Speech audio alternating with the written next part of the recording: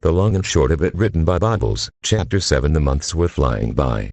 Autumn had passed into winter, and Nocturnal Pike and her cold friend Ennin had found themselves in a comfortable routine, one that was currently being shaken up, as Pike set down the box she'd been carrying, lovingly labeled dumb shit. If she had read that a few months ago, she would have had no idea what that meant or what was in it. But after spending so much time with Ennin, Pike believed she was starting to truly understand his weird turns of phrase. Shit, roughly translated to horse-equals, is for what he'd pack as dumb horse-equals. Pike would put her bits on the box being full of bald brass. No, he really didn't like those things. Turning to the other boxes, she saw the rest of what Ennin had deemed his essentials. All in all, it was far less than what she'd expect a stallion to pack, but not less than she'd expect Ennin to pack. Only a few toiletries, some board games, those brass, and a relatively light box labeled clothes. Oh. And she couldn't forget about his work stuff. Given she just heard the door to her apartment close, he'd probably just finished bringing them up.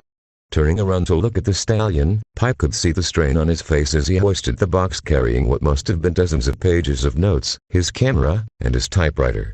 As he dropped the box on the counter, and probably not as gently as he should, he sighed with relief. "Thanks again for letting me stay here, Pike." "Of course, what else am I supposed to do? Let my cold friend freeze to death in his own apartment?" He breathed out a soul-expelling sigh at that. "Then you're a better mayor than my landlady."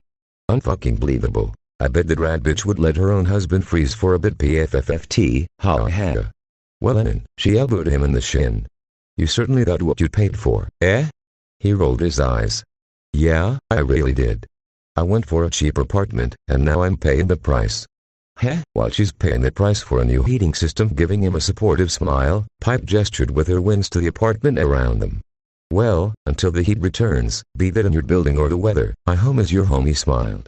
"Thanks, Pike, I really appreciate it." Anonymous the unicorn may not have been showing it, but he was honestly pretty peeved. He'd run into a repairman a few days after things had first really gotten cold in his building. Apparently, the heating system hadn't been updated, or even maintained, in actual decades. She'd said they were practically going to need to replace the whole thing. So not only was the rent about to go up so the owner could afford that, but there wasn't going to be heat in that building for months. During what weathered ponies were calling the coldest winter since Luna's return. So here he was, temporarily moving in with Pike. Normally he would have waited a lot longer before moving in with someone, but his options were few. He could A. shell out the big bigs for a fancy schmancy crystal heater, or B. move in with Pike. And he gladly chose B+. He was looking forward to being able to spend more time with her. She was a busy pony, after all. And there's no easier way to spend time with someone than to sleep in the same bed as them. Which was why he was busy unpacking most of his worldly possessions for an extended stay in Pike's apartment full of comically shortened furniture. "Just look at that dresser in her bedroom. If I was standing next to it, I could rest my chin right on top of it. Speaking of bedrooms, hey Pike, is there a good place to put this stuff?" As Nocturnal Pike turned her attention back to Ennin, she saw he was pointing to his clothes and bald bra boxes. "Oh, they should fit in my closet, as long as you don't need to hang all of them up." "Yeah, that's fine. If I'm being honest, most of Teal'll probably never leave their boxes anyhow. Leave it to a stallion to pack something he never uses as an essential." Not that she really minded, of course. Turning our attention to the other boxes, she still needed to figure out where the rest of that stuff could go. Where should I put his typewriter? Well, she supposed the first step was finding a table she hadn't already had hidden for her convenience. She'd rather not make him spend all that time hunched over like some kind of diamond dog. Let's see. Maybe I could glue the legs back on that old end table. It wasn't long at all before Ennin and Pike had finished getting him all moved in. So to celebrate his moving into Pike's abode, and as a thank you for letting him stay there, he decided to do something special. Indulge the gender-old bit and cook Pike a nice, homemade meal. With mixed results. Luna had coughed about it. "And what did you do?" "I don't know." Taking in the side before him, he despaired as what was meant to be a simple veggie stir-fry had transformed into a nightmare. The pan had turned a troubling shade of black, and it was spewing smoke at an alarming rate. "Ennin, you're supposed to put the olive oil in first." His first attempt at an answer was cut off by a coughing fit, with the second try only barely making it out. "I did." One had already turned off the stove, but even pulling the pan off the burner didn't seem to do anything to stop the smoke. "At this rate, we might have to flee the whole damn apartment." Just as he was about to give up hope, Pike suddenly shouted at him, "Quick, open a window." Immediately turning his head to the living room, he spotted one. There. Reaching out with his magic, Ennin whipped it open. Before he could even say what it was, Pike leapt into the air and began beating our wings. At first, he wasn't sure what she was doing, but then he felt it. Each window created an air current that began flowing out the window, slowly but surely taking the smoke with it. With every beat the air got clearer, and breathing became easier. So much easier that he could let out a little cheer. Go pipe go. As she continued cleaning the air, he telekinetically grabbed the pan and threw it into the sink. Hopefully, drowning the culinary abomination would be enough to finally put it out of its misery. Turning on the water, and saying a small prayer, he dunked it in. Success. The smoke flow tapered off, and Pike promptly cleared the rest of it out, thereby returning the kitchen to its natural order. As she came back down to land beside him, the two of them took some much-needed lungfuls of clean air. The respite was nice, but after having a few moments to think, Annan began to feel the tinges of shame. Unbelievable.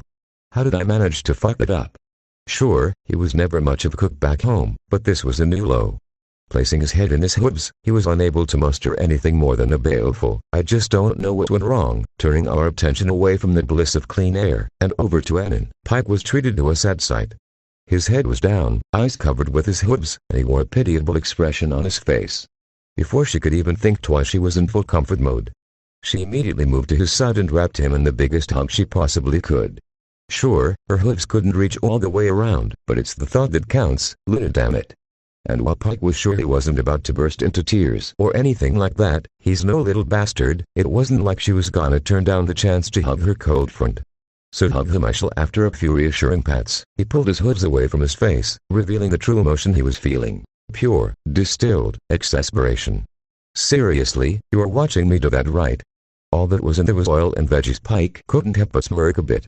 And yet it almost burned down the building, he groaned. Fuck, yeah, I guess it. Wait, why didn't the smoke alarm go off? Figuring the hug had served its purpose, Pike pulled back. Oh, that. I pulled the batteries out before you started. What? Why? Just a hunch at first, Annan recoiled, looking offended. But slowly his face fell and he let out a sigh. Well, damn. I guess you were right, oh Buck. Now you've actually got him down. Hoping to salvage the mood, Pike gave him a reassuring slap on the back with her wing. Don't sweat it. Come on, let's just get takeout. He took a glance out the window, as did she. The snow was really starting to come down. Is there any place even open at this point? It's looking like a blizzard out there, Pike grinned. Oh, I know just the place. A quick jaunt through the snow later, and the two returned with their meal, a petter larger than any he'd ever seen. Anonymous shook his head in amazement. I didn't even know they made pizzas this big. Pike smiled, obviously pleased that her recommendation had impressed him. I told you, Giorno makes the biggest and best pizzas in Candlewood, he smirked. And I'm guessing that Griffin is the only one who bothers to stock your weird preferred toppings. That statement instantly wiped the smile off her face, leaving a look of indignation. Hey! They aren't weird. Placing the extra large pizza box on her living room table, Annan popped the lid to look at the contents.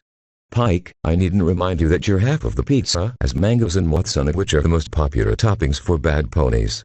His face reflected the incredulity he felt.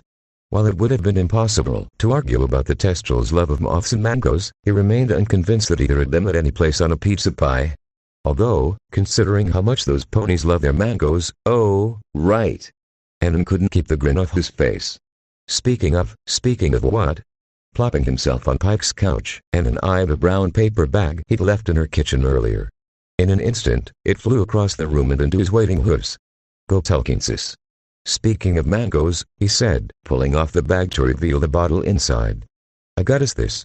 Handing the bottle to Pike, she took a moment to read the label. As she did, her face lit up like a Christmas tree. Noctis Vineyards. Mango Moscato. Annan, you shouldn't have. He puffed up like a peacock, pleased as punch with himself.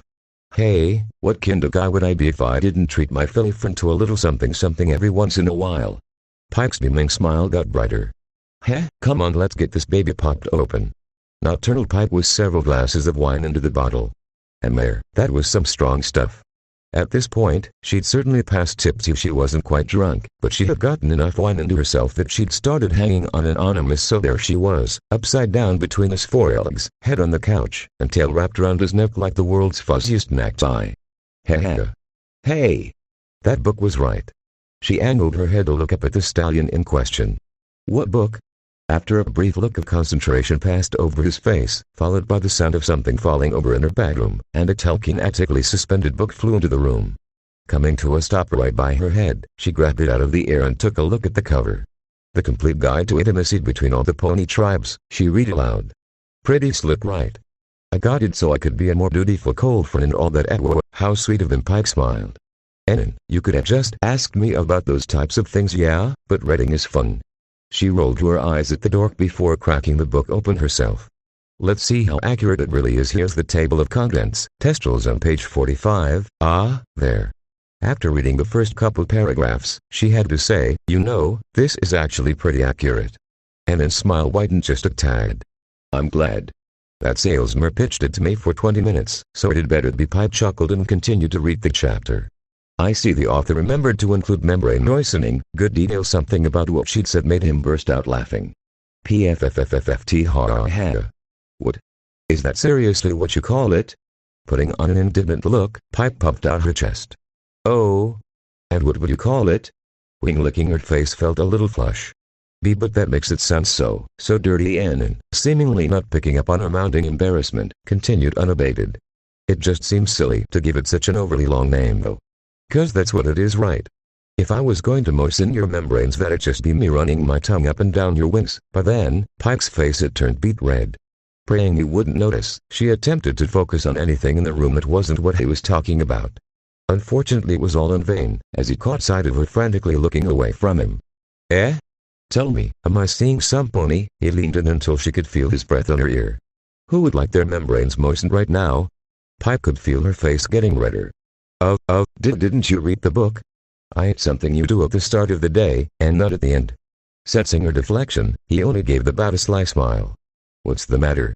I know you're a popular mare. What, never had a stallion offer to lick your wings before? Come on, Pike, if you keep letting him get you this flustered, you're going to have to turn in your mare card. Oh, of course. Leaping out from under him, and landing on the other end of the couch, she struck her wings extended, tuffed out, Morelius de mare's pose. I'll have you know that before I met you, stallions would line up around the block for a chance at these. She accentuated the point by giving said wings a wiggle. Just look at how perfectly maintained they are. Enon seemed unimpressed, and he turned his attention back to the book. As the membranes of a testral's wings don't grow back like Pegasus feathers, testrals describe a great deal more intimacy on allowing others to lick their wings. A testral allowing some pony who was just a one-night stand to moisten their membranes is almost unheard of. Looking up from the page, he simply affixed her with a smug grin, knowing the passage spoke for itself. Rats. I should have taken the book so he couldn't call my bluff. Knowing he hit her beat, she allowed her posture to deflate and acquiesced. Yeah, okay, I haven't, but only because the book is right.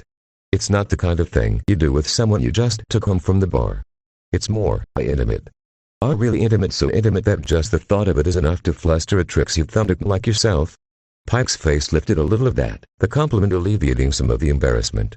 But the fact was, the way she was blushing like a school filly didn't exactly have her feeling like a tricksy thumbdick right then.